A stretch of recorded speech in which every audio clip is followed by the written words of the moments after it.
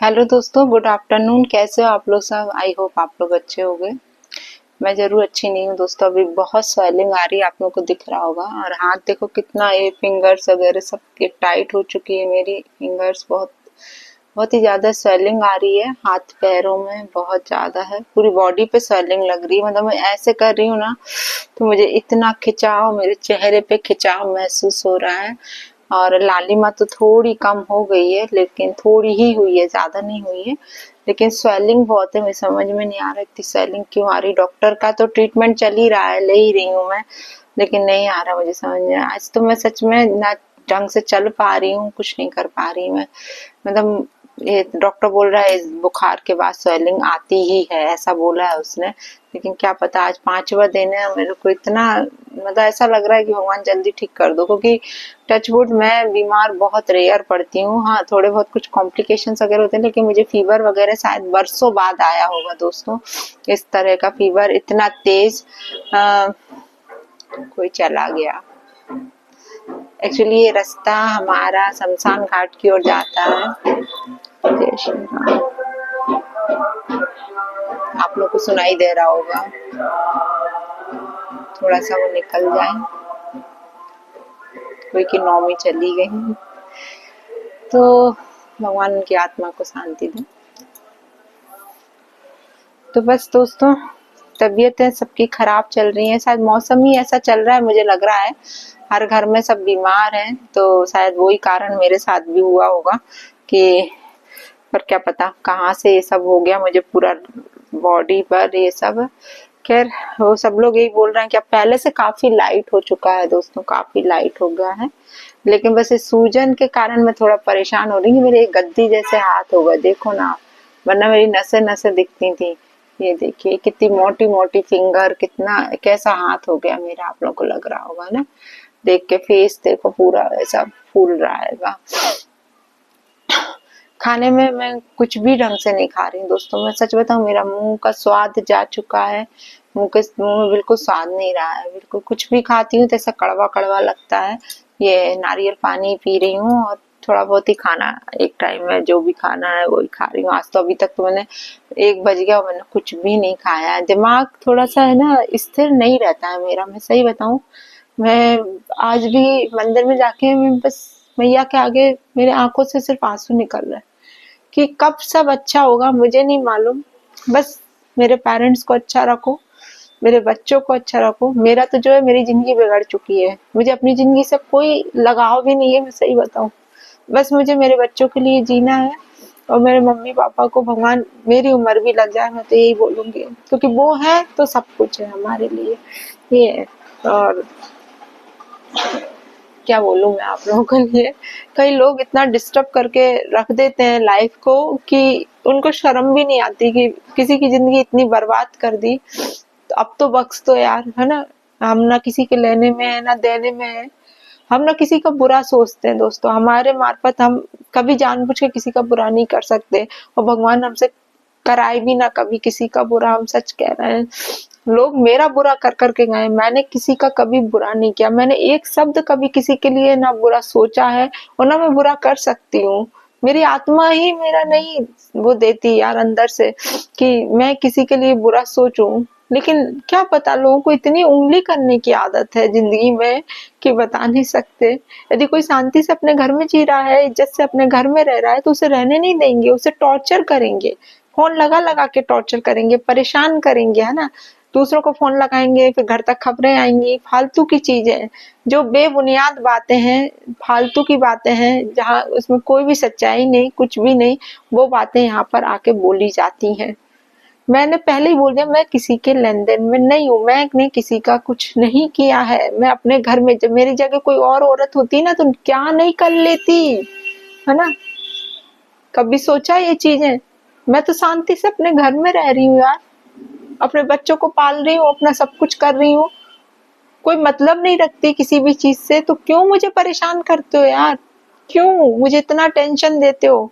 मैं अपनी जिंदगी में रहने तो मुझे शांति से, जितनी मेरी जिंदगी बची है ना, आधी से ज्यादा तो मेरी निकल चुकी है, जितनी बची है ना मुझे मेरे बच्चों के लिए जी लेने दो, क्योंकि मेरे बच्चों को भी मेरी जरूरत है। वरना शायद मैं अपने आप को कब का खत्म कर लेती। मैं सही बता रही हूँ, मैं जी रही हूँ सिर्फ अपने बच्चों के लिए जी रही हूँ, और या खुश होके जी रही हूँ मैं।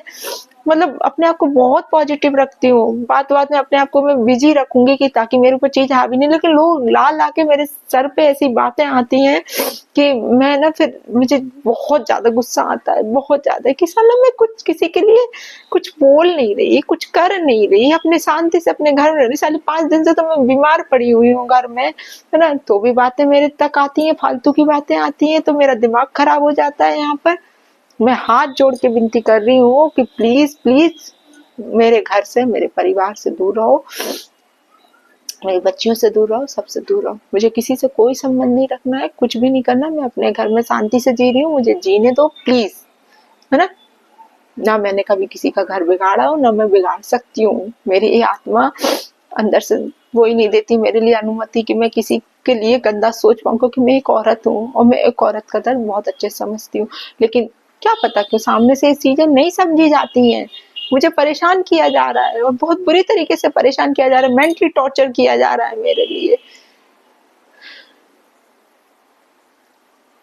आप लोग खुद गवाहो, यही घर है, यही वीडियो बनता है, ये माँ बाप का घर है, यही रह रही हूँ ना मैं कहीं गई, कहीं नहीं गई ना मैं। जीने दो प्लीज यार, प्लीज जीने दो, मत आह लो, इतनी मत लो मेरी आह प्लीज। वैसे मैं अकेली औरत हूँ, मेरी आह मत लो, मैं तुमसे फिर कह रही हूँ, कुछ मत लो मेरी, वरना कहाँ आएगा कहाँ न जाएगा कोई ने नहीं जाना, क्योंकि मैं मुंह से तो कुछ नहीं बोल रही किसी के लिए, लेकिन वो बैठा है ना ऊपर भगवान, सबका इंसाफ करने के लिए, सब देख रहा है वो। थक चुकी हूँ मैं, बहुत बुरी तरीके से थक चुकी हूँ यार। मैं कितना अपने आप को पॉजिटिव करने की सोचूं, अपने आप को खुश रखने की कोशिश करती हूँ, सबसे मिलती हूँ जिलती हूँ कि चल यार घर से मैं बाहर निकलूंगी, अपनी फ्रेंड्स के साथ मिलूंगी, अपना माइंड डाइवर्ट करूंगी, क्योंकि मुझे भी जिंदगी जीना है अभी यार, मुझे मरना नहीं है। मेरे बच्चे कौन देखेगा, कोई पालेगा इन्हें आके, कोई नहीं पालने वाला।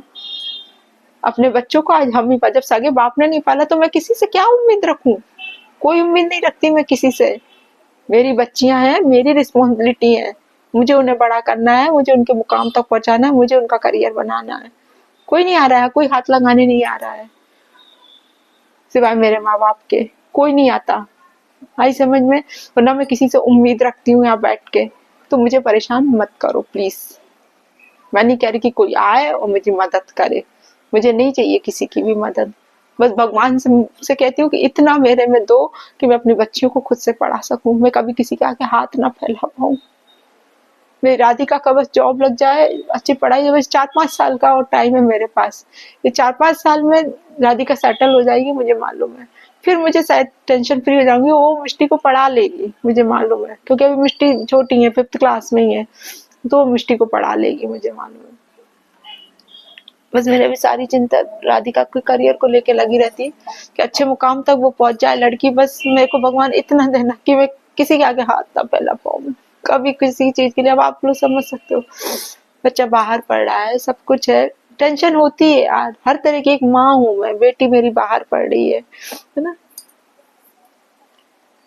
परेशान करके रख दिया लोगों ने सच में यार, जिंदगी मेरी झंड कर दी, इतनी बिगाड़ दी, उसमें शांति नहीं मिली, और बिगाड़ने पे तुले हुए मेरी जिंदगी को।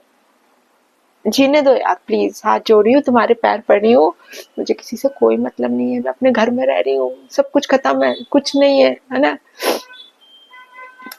ये सिर्फ मैं दुनिया को दिखाने के लिए करती हूँ, आए समझ में।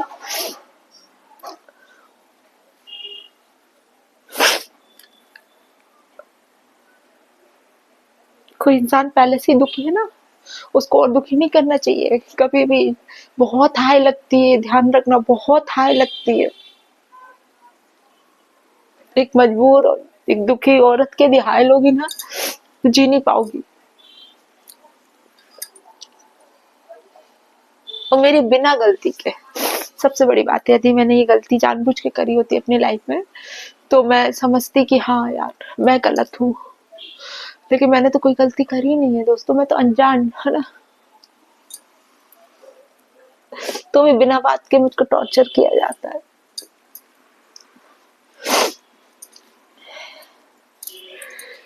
खैर, बैठा है वो भगवान, सबका इंसाफ करने के लिए बैठा है।